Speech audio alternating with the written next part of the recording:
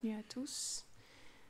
Aujourd'hui, nous allons lire le verset 31 du 34.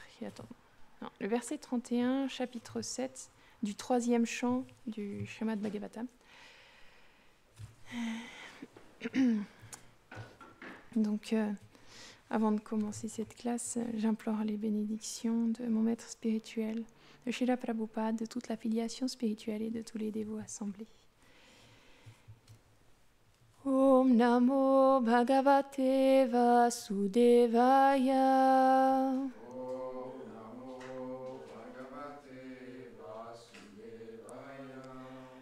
Om Namo Bhagavate Vasudevaya.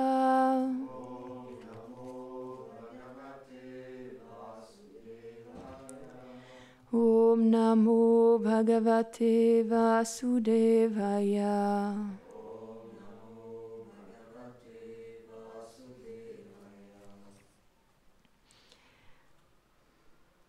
Pashandapata Vaishamyam. On l'avait pas lu la dernière fois, lui? Non, c'était pas lui. Pratilomani Veshanam. Jivasya Gata Yoyascha. Yavatirguna Karmaja. Traduction. Décrit les maux causés par l'athéisme, la régression des ordres sociaux et les destinations des êtres en fonction de leur qualité et de leurs actions. Commentaire. Les athées sont les êtres qui ne suivent pas les injonctions des Écritures révélées. En créant leurs propres conclusions, ils égarent les innocents et les empêchent ainsi de comprendre le lien qui les unit éternellement au Seigneur. Selon leurs actes passés, les êtres naissent dans des espèces, dans des régions, avec des natures spécifiques qui leur sont attribuées par les influences de la nature matérielle. Om Gyanatimirandasya Gyananjana Sharakaya Chakshurun Miritam Yena Tasmai Shri Gurave Namaha Shri Chaitanya Manubhishtam Stapitam Yena Bhutale Svayam Rupa Kadamayam Dadati Svapadantikam He Krishna Karuna Sindho Dinabandho Jagatpate Gopesha Gopika Kanta Radha Kanta Namostute Tapta Kanchana Gorangi Radhe Vrindavaneshwari Vrishabhanu Sute Devi Pranamami Hari Priye Jai Shri Krishna Chaitanya Prabhu Nityananda Shri Advaita Gadadhara Shri Vasadi Gora Bhakta Vrinda Hare Krishna Krishna Krishna Hare Hare Hare Rama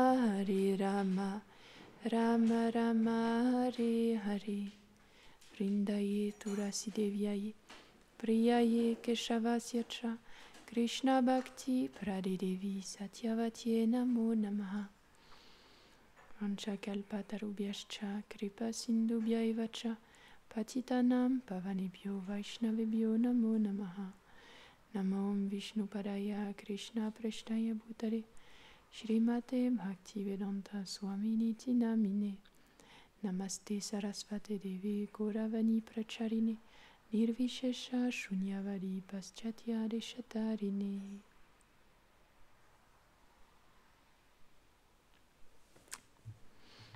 Donc, ce verset et le commentaire qui le suit décrivent comment les êtres dans ce monde ils obtiennent différentes destinations selon les actes qu'ils font dans leur vie. Ils vont obtenir différentes sortes de corps dans leur vie suivante. Et finalement, on se rend compte à travers toutes les descriptions qu'il y a dans le Srimad Bhagavatam et dans tous les Védas que l'univers c'est vraiment comme il a été élaboré de manière parfaite pour pouvoir permettre aux jivas de vivre leur vie entre guillemets indépendante. Et donc toutes ces sphères qu'il y a dans l'univers matériel, elles sont là pour répondre à leurs différents désirs et aussi pour qu'ils prennent les réactions de leurs actes, puisque quand on agit indépendamment, on doit accepter aussi de prendre les réactions des actes qu'on fait. Et donc, toutes ces lois de l'univers matériel, et tout cet univers matériel, il est conçu d'une manière parfaite pour que tout ça, ça soit fait en harmonie, finalement. On peut voir que même les grands scientifiques, comme Newton ou Einstein, etc., quand ils ont étudié l'univers, ils se sont rendus compte que ce n'était pas possible que quelque chose d'aussi élaboré, d'aussi parfait, il soit né de rien. C'était obligé qu'il y ait une conscience supérieure derrière l'univers. Et en effet, on voit toutes les descriptions qu'il y a dans le Srimad Bhagavatam. On en parle dans le 5e chant en particulier, et aussi dans d'autres Puranas. L'univers, il est décrit d'une manière vraiment détaillée. Aujourd'hui, il y a beaucoup de recherches qui sont faites, mais finalement, on se rend compte que toute cette connaissance qu'on cherche à comprendre par soi-même, elle est écrite dans les Védas d'une manière bien plus poussée que ce qu'on connaît aujourd'hui. Et oui, étant donné que ces derniers temps, on a pas mal abordé ce sujet des différentes planètes, de la cosmologie un petit peu, je trouvais ça intéressant de faire un point là-dessus, même si c'est pas d'une manière très approfondie, parce que le sujet est très vaste, parce que j'ai pas la connaissance. Il faudrait vraiment se plonger dans l'étude, parce qu'il y a beaucoup de choses, mais faire un survol un peu pour comprendre où est-ce qu'on est, en fait, pour comprendre où est-ce qu'on est actuellement, comme Gradanda y mentionnait l'autre jour. Il y a ce poster qui est dans l'entrée, dans le sas, là où il y a tout, on peut le trouver facilement aussi sur Internet, où il y a le monde spirituel, et en dessous il y a comme un univers matériel qui est dessiné, et toutes les planètes de l'univers matériel, et au milieu on voit la Terre, et il y a marqué « Vous êtes ici ». Et alors, qu'est-ce qu'il y a autour oui. Pour comprendre un peu, c'est quoi qui nous entoure en fait? C'est quoi cet univers matériel? Enfin, comment il est un peu conçu? Et donc, ce qu'il faut savoir déjà, c'est que dans le Srimad Bhagavatam et dans les autres Puranas, il y a différentes descriptions. Et parfois, c'est un peu, comment on dit? Confondant. Comment on dit? Confusing. Non, c'est pas confus. Déroutant, voilà, merci. Déroutant parce qu'il y a différentes descriptions qui semblent pas forcément cohérentes, mais c'est parce qu'en fait, il y a différents plans de perception dans l'univers. Il y a un plan plus grossier que nous, on peut voir avec les différentes planètes qui sont comme détachées les unes des autres, qui sont vraiment très loin, avec l'univers qui est rempli de vide, en fait, où il y a des planètes qui sont vraiment très lointaines les unes des autres. Et il y a un plan plus subtil que les êtres plus évolués que nous peuvent voir, comme les Devas, où là, ça va être beaucoup plus accessible, en fait. Les plans de la Terre et les sphères édéniques, les Devas, ils ont accès beaucoup plus facilement à la Terre, et c'est décrit même comme une île, finalement, la Terre, dans ce contexte-là.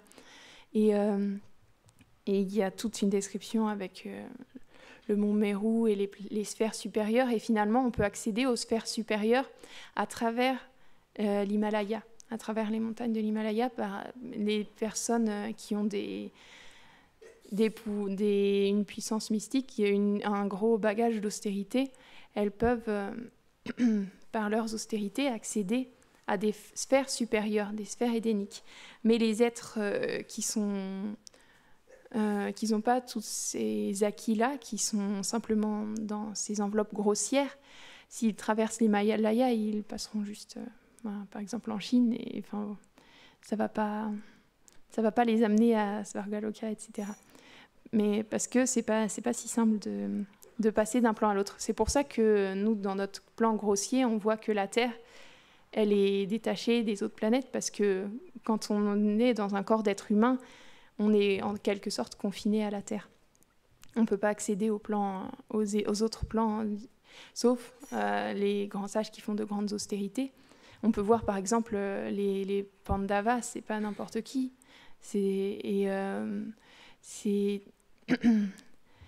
Donc on sait que c'est des associés du Seigneur et que quand ils ont été exilés, à un moment ils se sont retrouvés sur les montagnes Himalaya et ils sont retrouvés chez les yakshas, c'est ça, dans les sphères supérieures et dans le jardin de Kuvera, donc qui est un yaksha, donc c'est un être supérieur aux êtres humains qui vit dans les planètes supérieures à la Terre.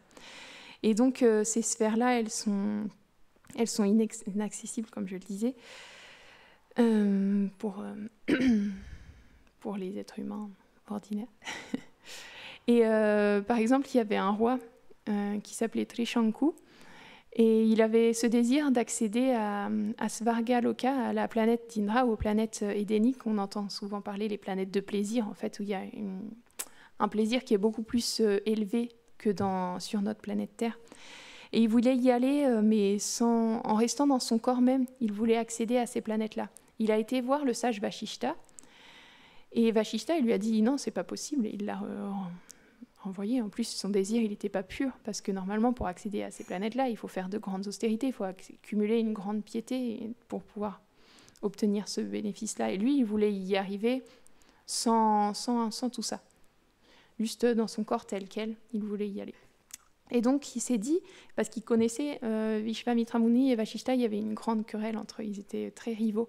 Alors, il s'est dit qu'il allait voir Vishvamitra Muni, et il est venu vers lui, et il lui a dit que Vashishta, il lui avait dit que c'était pas possible. Alors, Vishvamitra, étant donné qu'il avait ce désir, je ne vais pas tout expliquer la querelle, mais il voulait comme montrer un peu sa supériorité face à Vashishta, il s'est dit que s'il arrivait à faire en sorte que ce roi il aille aux planètes édéniques sans faire d'austérité dans son corps même, il gagnerait en fait.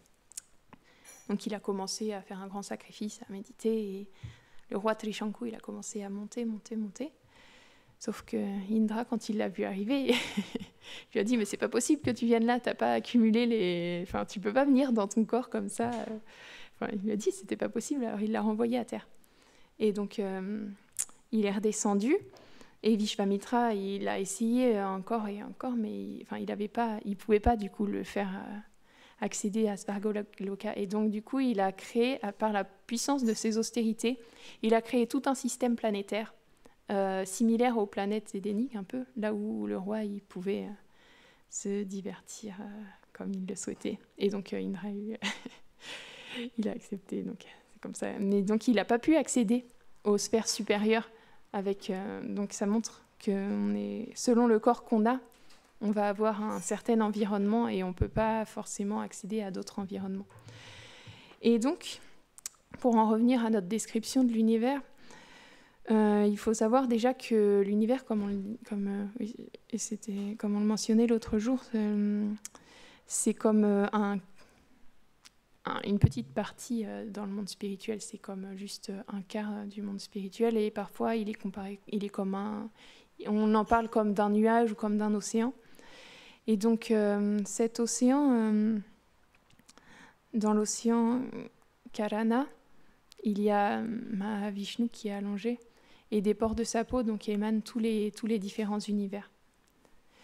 Et l'océan Karana, c'est là aussi où se trouve, on appelle aussi la rivière Viraj, où se trouvent toutes les âmes qui sont comme endormies et qui après, elles se retrouvent devant ce choix de soit vouloir exploiter l'énergie de Krishna, et à ce moment-là, elles tombent dans l'univers matériel, ou soit elles vont dans le monde spirituel. Et donc on va rentrer dans un des univers. Il y a plein d'univers innombrables qui sortent des pores de la peau de Mahavishnu lorsqu'il respire. Et donc cet univers, chacun de ces univers, il est recouvert de 8 couches différentes des différents éléments. Donc c'est la terre, l'eau, le feu, l'air, l'éther, l'intelligence, le mental, le faux ego. Et chacune des couches est 10 fois plus épaisse que la précédente. Donc déjà, ça fait, et sachant que la première, elle est déjà très épaisse, donc ça fait une grosse couche à notre échelle qui recouvre l'univers, parce qu'à l'échelle de Mahavishnu, il ne s'en rend même pas compte. Donc, et à l'intérieur de ces univers, donc, les planètes supérieures, ça va être les planètes où se trouve Brahma et les grands sages. Et ça, c'est les planètes les plus hautes. Et ils ont vraiment la connaissance. Ils possèdent ils possèdent la connaissance et ils sont. C'est décrit qu'il n'y a pas du tout de souffrance dans ces endroits-là. La seule souffrance qu'ils connaissent, c'est la compassion de voir les êtres qui sont sur les planètes inférieures et qui souffrent dans ce monde et qui partagent pas cette connaissance. Et donc c'est pour ça que certains des êtres qui se trouvent sur les planètes de Brahmaloka, de temps en temps, ils viennent naître dans les sphères inférieures pour partager cette connaissance. Et donc, là, c'est les planètes les plus hautes. Et quand on descend un peu plus, il y a les planètes pour des êtres qui sont très pieux et qui vont soit s'absorber dans la méditation ou dans les austérités, dans les actes pieux. Et encore, quand on descend encore, en fait, plus on descend et plus on s'en mêle avec les modes de la nature, et plus on s'en mêle dans ce monde matériel, en fait. Et on voit que au départ, c'est les grands sages. Après, il y a les êtres qui font des activités pieuses, etc. Après, il y a les planètes édéniques telles qu'on les connaît. Les Svargaloka, donc les planètes où il y a un grand plaisir qui est de loin supérieur là où il y a des corps spécifiques pour vivre un plaisir qui est illimité comparé à ce qu'on connaît nous sur cette planète. Et donc il faut savoir à chaque fois les êtres qui se trouvent sur ces planètes, soit ils ont la possibilité de s'élever, soit une fois leurs actes écoulés, ils retombent finalement. Et ils retombent sur les plans intermédiaires. Et donc, en dessous de ces planètes édéniques de Svargaloka, il y a encore des planètes qui sont supérieures à la Terre, où il y a un peu de souffrance quand même, mais où le plaisir est quand même supérieur. C'est comme un entre-deux entre la Terre et les planètes édéniques de Indra. Et ensuite, il y a la Terre. La Terre, c'est comme un carrefour, comme un croisement, là où on va choisir quelle voie on veut prendre. Est-ce qu'on va juste se dégrader? Est-ce qu'on va essayer de faire des activités pieuses pour aller sur les planètes supérieures? Ou est-ce qu'on va utiliser cette vie pour se réaliser spirituellement? Et donc, en dessous de ces planètes-là, donc, il y a les planètes inférieures, et dans les planètes inférieures, il y a aussi différentes sortes de planètes inférieures. L'autre jour, Rasamani, elle nous a parlé pas mal des planètes inférieures, supérieures. Je ne sais pas comment on va appeler. Il y a des noms beaucoup plus spécifiques, mais je ne vais pas me perdre dedans, sinon il faudrait... Enfin, voilà. Là, c'est juste pour avoir un bref aperçu de tout ça. Et donc, les planètes inférieures, supérieures, déjà, il faut savoir que les planètes inférieures, le Soleil, il passe plus, donc ils vivent sous Terre. Mais ces planètes supérieures, des planètes inférieures, je ne sais pas comment dire, je suis désolée, c'est des planètes qui sont presque comme les planètes édéniques, finalement, où il y a des endroits qui sont merveilleux, où il y a beaucoup de plaisir, sauf que sur les planètes édéniques, ils sont conscients du Seigneur, alors que sur la planète inférieure, ils sont athées, complètement athées. Ils veulent juste vivre, ils font juste des actes intéressés pour pouvoir obtenir plus de plaisir, en fait.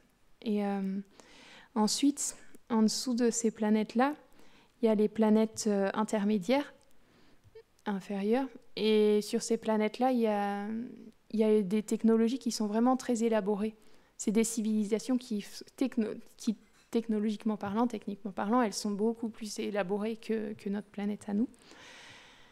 Mais il y a aussi beaucoup, beaucoup d'anxiété pour pouvoir obtenir... on peut voir que ça fait un peu penser à la manière dont évolue la planète Terre par certains côtés. Là où il y a beaucoup d'anxiété, on cherche vraiment à vouloir monter dans sa position pour pouvoir obtenir le plus de choses, pour pouvoir exploiter, pour vraiment cet état d'esprit-là de vouloir...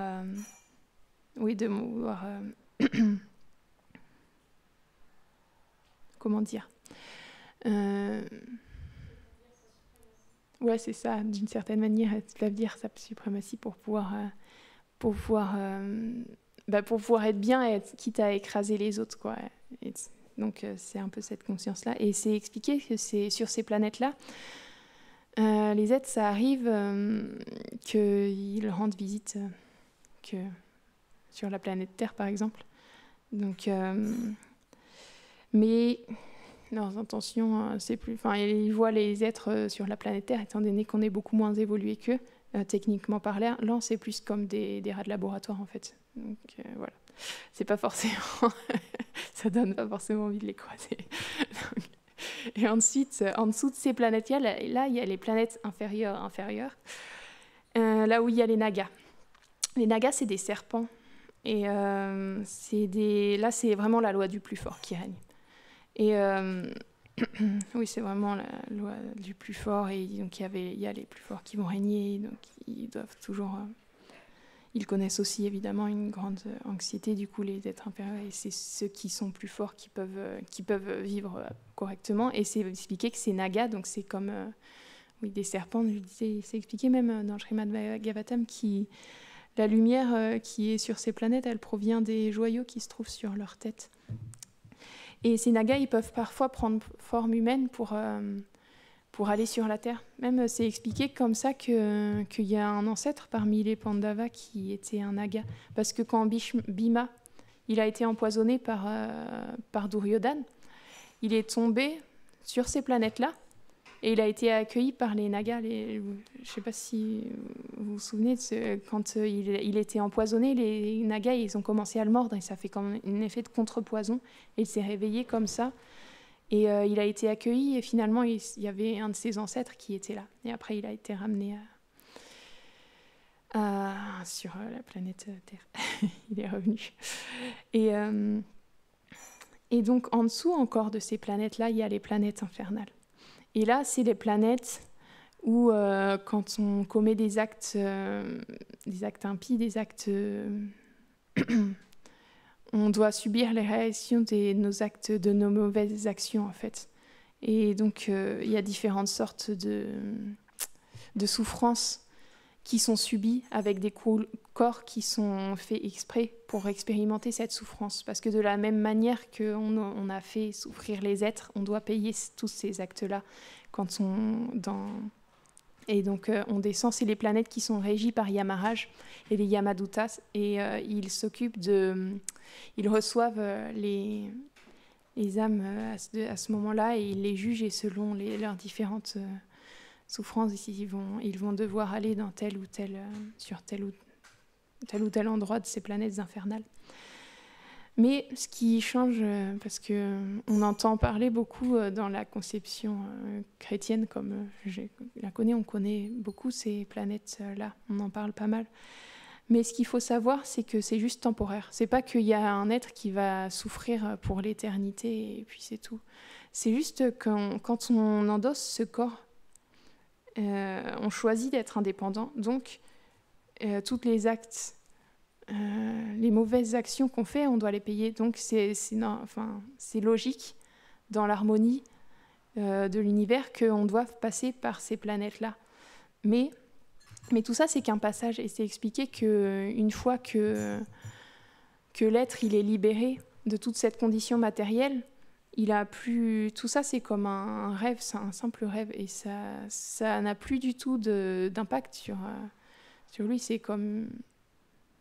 C'est comme quand on se réveille d'un rêve, ce qu'on a vécu dans le rêve, ça n'a plus du tout d'ascendant sur nous. On peut au départ peut-être être un peu choqué, mais après, tout ça, ça part.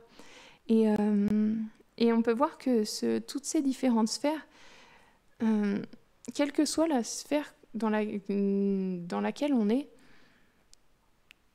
c'est une roue, donc même si on est sur les planètes édéniques ou qu'on fait de grandes austérités pour les mettre sur les planètes édéniques, finalement, on est toujours dans ce monde matériel. Et on tourne, et on va se retrouver sur la planète infernale, et une fois qu'on a souffert notre quota de souffrance, on doit reprendre naissance en tant qu'un animal et repasser par toutes les espèces pour revenir à cette existence d'être humain.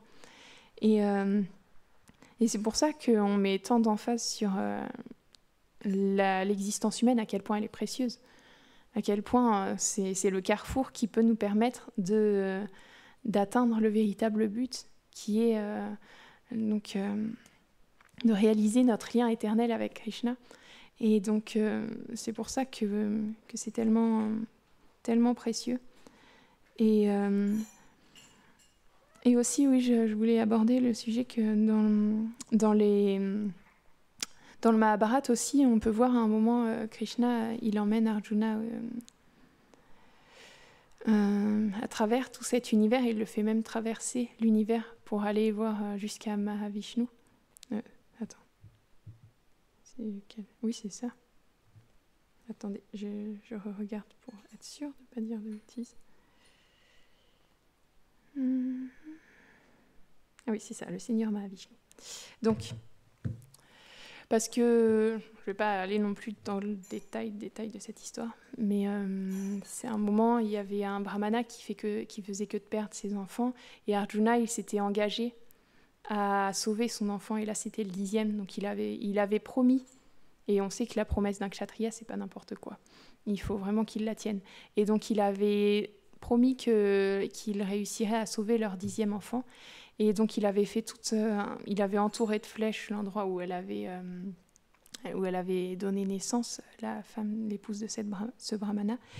Mais au moment où l'enfant est né, il a pleuré, il a disparu comme ça, dans les airs. Et donc, Arjuna, il était dévasté. Il voulait se donner la mort, parce qu'il n'avait pas réussi à tenir sa promesse. Mais Krishna, il l'a arrêté, il l'a emmené sur son char, il l'a fait traverser de cette manière tout l'univers matériel. Et là, dans cette portion-là, on peut voir justement cet aspect plus subtil de l'univers matériel, avec les différents océans qui entourent autour de la Terre. Et après, il y a un océan de sucre de canne, une île, un océan. Il y a 7 grands océans comme ça. Je crois qu'il y en a un de Guy, etc. Et il traverse tous ces océans, et il traverse même les couches de l'univers matériel. Et c'est expliqué, elles sont tellement sombres que les chevaux, ils ne voulaient même pas y rentrer, parce qu'ils étaient sur le char. Donc Krishna conduisait le char, Arjuna était sur le char. Et donc Krishna, il a envoyé son disque Sudarshan, qui les a éclairés. Et ils sont passés au-delà de l'univers matériel, et ils sont arrivés jusqu'à l'océan Karana. Et là, il y avait un grand palais, et dans ce palais, il y avait Shesha qui était allongé. C'est ça, hein? Je vérifie. Désolée. Ah, oui. Donc,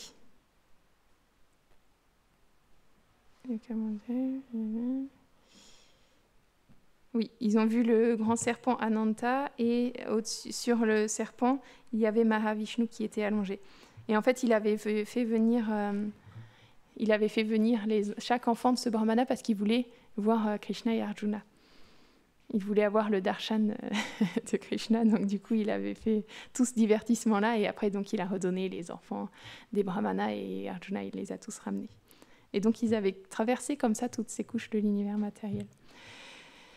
Donc, juste pour conclure, oui, c'est un aspect important aussi de comprendre où est-ce qu'on est en ce moment, parce que ça nous permet de comprendre dans quelle situation... pour vouloir sortir de notre situation, il faut aussi comprendre la situation dans laquelle on est. Donc, on est dans une existence à la croisée des chemins. Oui. Donc, on a la possibilité, dans cette existence humaine, d'atteindre le plus haut but, parce que la Terre, elle est spécialement conçue de cette manière où il y a un peu de souffrance, il y a un peu de plaisir, mais pas trop, ni de l'un ni de l'autre. Ça nous permet spirituellement de pouvoir développer, de pouvoir s'engager dans une vie spirituelle véritablement, et de retrouver et de retrouver ce lien qui nous unit éternellement à Krishna. Donc c'est pour ça, le Srimad Bhagavatam, il nous parle de tout ça pour nous mener à ça finalement, à chaque verset. Et voilà, c'est ce que je voulais partager avec vous aujourd'hui. La Srimad Bhagavatam ki jai.